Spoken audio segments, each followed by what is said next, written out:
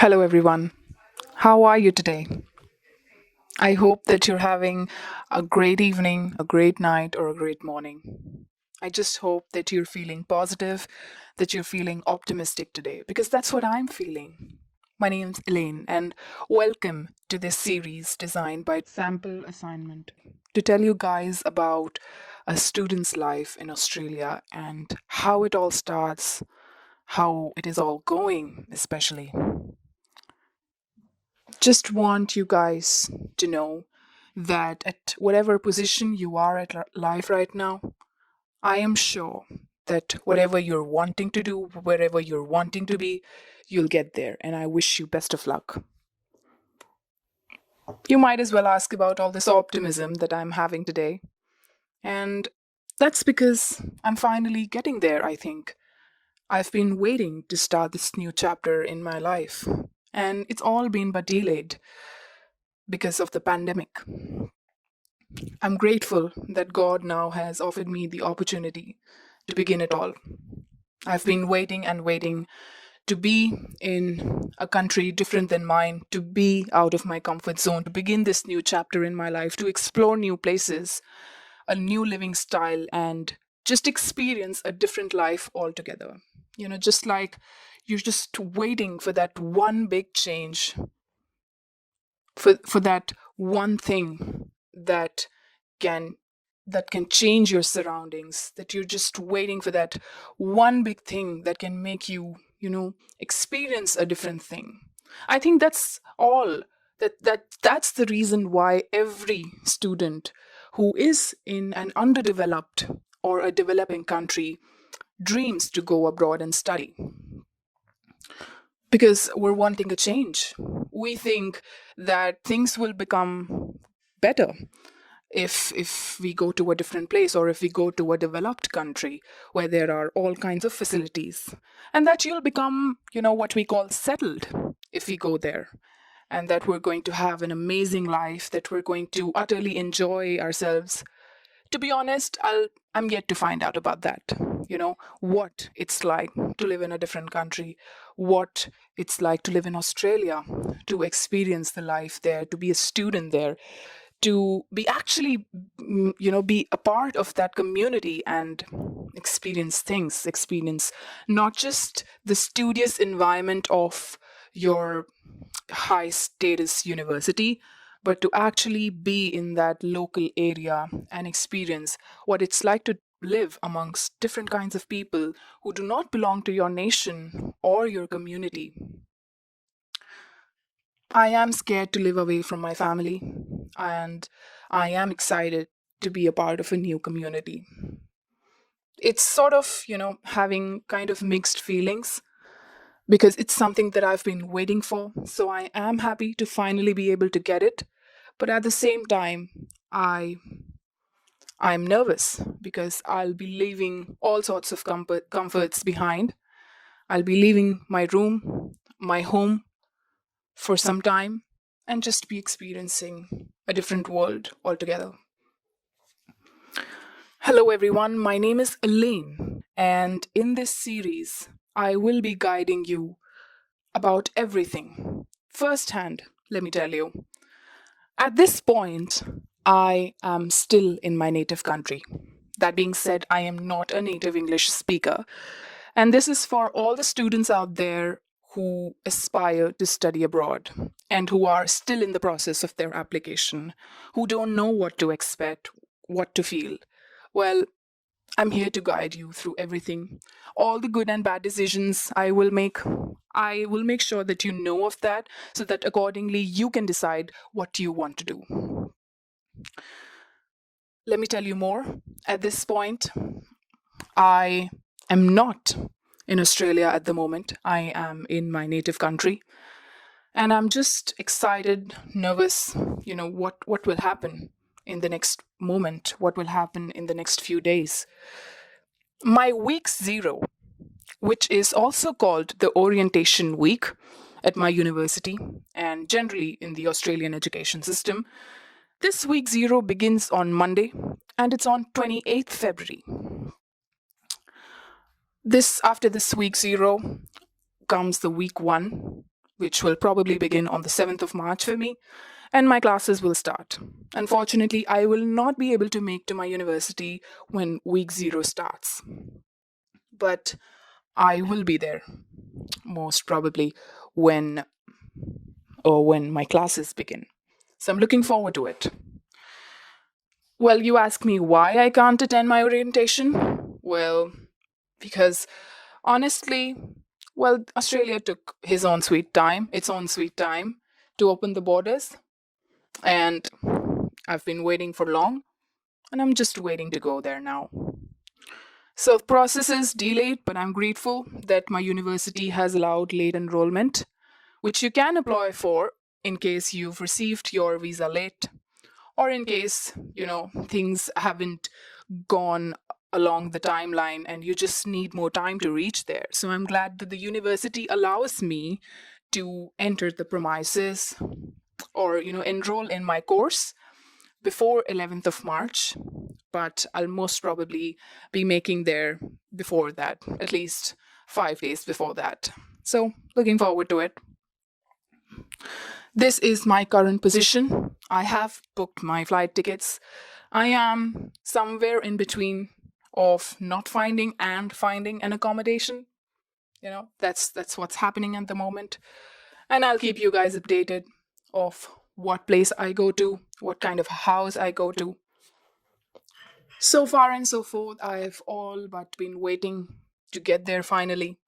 The pandemic delayed a lot of things for me. It delayed my plans.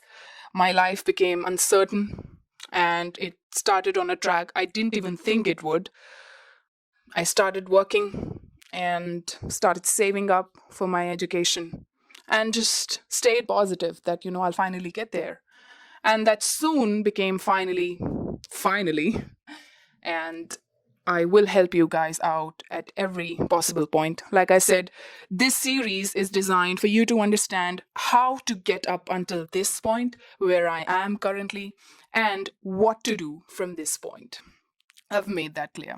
So I'll help you guys out wherever I can. But at the same time, I want to give you guys a disclaimer that whatever I experienced might be just unique to me and that your case can vary. But I hope that my experience can help you make the right decision in your particular situation. Let's just hope for that.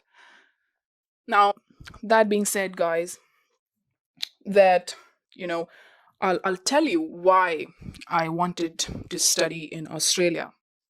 Well, to be honest, and like I said, these experiences can vary. These opinions can be different than what others might believe. My opinions and my views are entirely coming out of my own judgment, experience, thinking, thought processes. So I would request you to be a non judgmental speaker. Well, on that note, I'd like to tell you guys about why I chose Australia.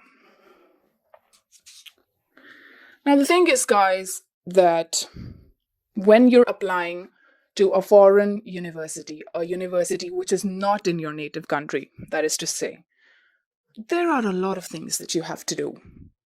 Now, why I didn't choose a different country will also cover my answer.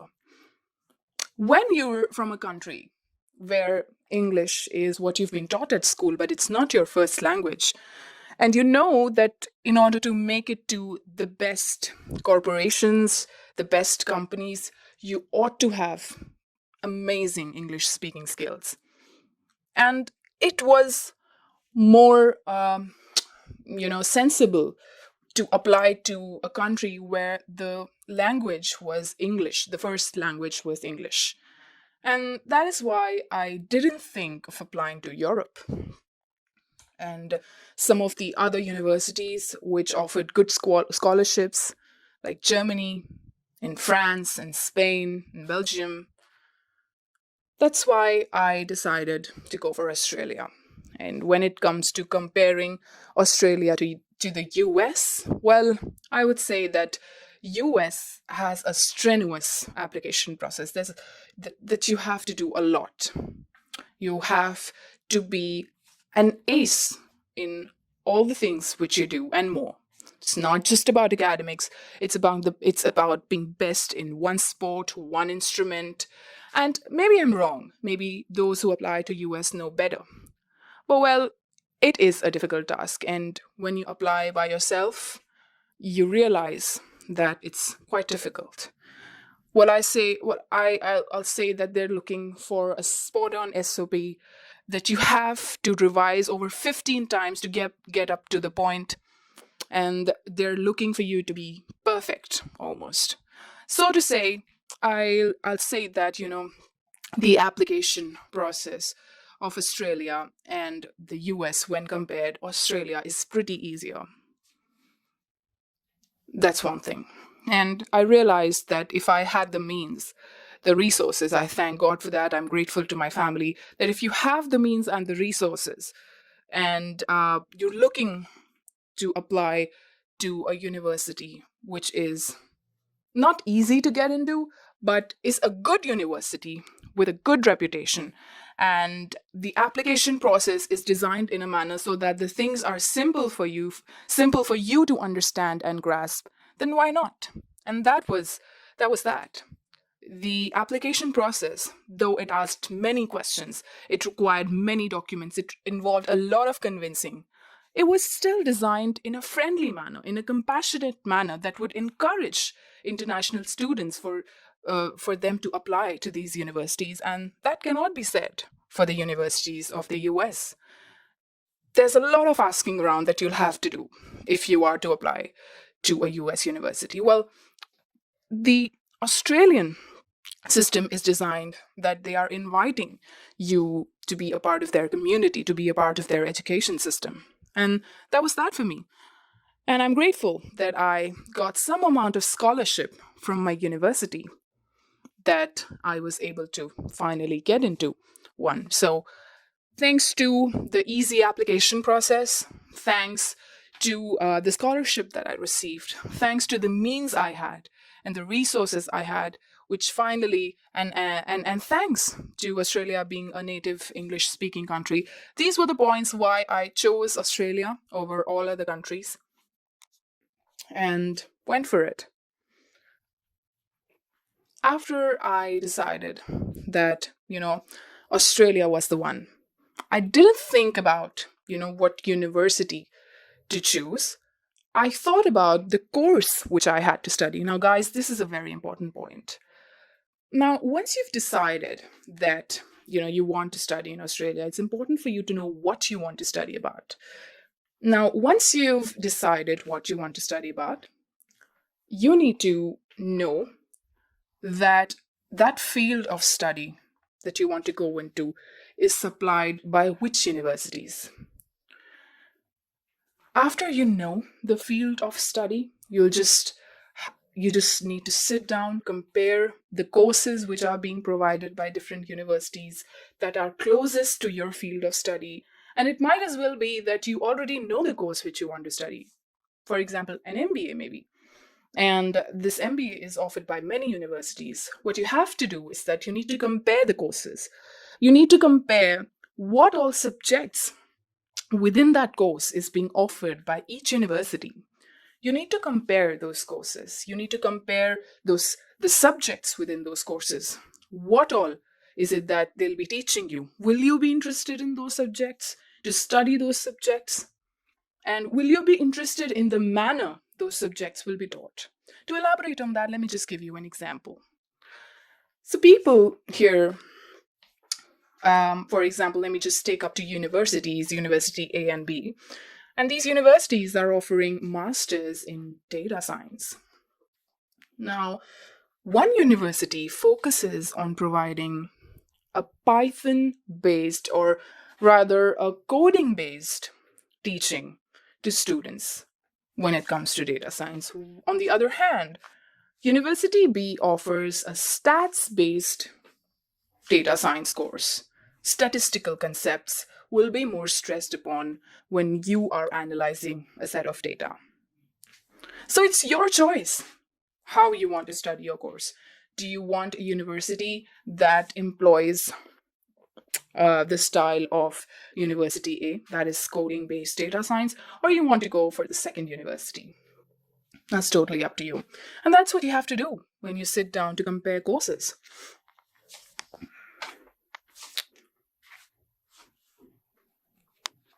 Once you know which course is to be, which course you have to go ahead with, you can go ahead and apply to the university, but just check out for the scholarships. I would say that take 2 days' time to decide upon the course, take 2 days' time to decide upon the university, and then take at least 1 day's time with a cup of coffee in hand to study the scholarship criteria and the eligibility. It can be difficult, let me tell you. Scholarships and studying them and studying their eligibility and criteria can be very difficult. And what you ought to do is that you need to have a clear mind, and you need to sit down and promise yourself that all you are going to do today is just study about the scholarships. And let me tell you that we'll be discussing about these things in a very detailed manner. And I assure you guys that in the coming parts, a lot of things will be told about, how you should be selecting the right university. Might as well be telling you about, a good set of universities and their fee structure. That being said, fee structure is another important criteria when you're selecting a university in Australia. We'll surely provide you more information on this, maybe in the next part or in the upcoming episodes.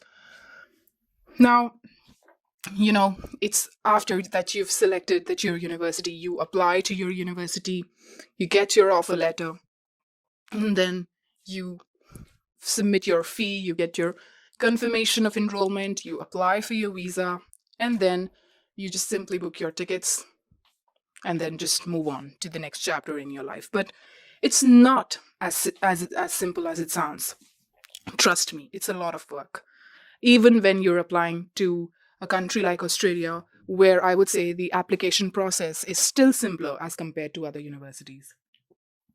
It is a strenuous task and involves a lot of convincing. So I would say that just be open-minded about it and just know that it's a lot of work and that you have to put in a lot of hard work to finally be able to get there. And at the same time, I will tell you guys that you can do it, and that everyone who has the right kind of passion, who wants to be out of their comfort zone and who wants to experience a different life altogether, this process is not difficult for you. You can do it, and just believe in yourself, have faith in your passion, and just go for it. That's definitely that I will say to you. And I will dissect down on all these parameters, on all these processes, for you to have better clarity of how to do and go about things. This is just a general overview of what has been done so far in my journey, and I will be detailing out things in the upcoming episodes and the upcoming parts to this series. Guys, at this point, I am just looking forward to be there. And like I said, I will keep you informed of what things to do, not to do, or maybe I'll just keep you updated with the things I will do so that you know what you should do and what you should not. That's one thing. And this series will not just help you apply to your desired university in Australia, it will help you live in Australia. That's the idea. I'm right here to help you guys out. At this point, if you talk about me, I'm just too nervous. Don't know what will happen the next second. I am to have a COVID test as well before I board my flight. So I'm quite scared at this moment. And because I've waited for it for so long in the last 2 years, I'm just afraid that something might go wrong at any point, and maybe what if I'm not able to make it to my dream? This is my biggest insecurity, my biggest fear. I just hope that things will turn out for the best And I'm telling this feeling because you might be feeling this right now as an aspiring applicant to a foreign university. And I just want you to know that it's all right to have all kinds of fears, to have all kinds of insecurities. We can make it there. I promise. And for now, I'm going, and let's hope that we are able to discuss about my week 0 very soon, and also about the other aspects of the application procedure. Looking forward to hear from you guys about this episode. Have a good one.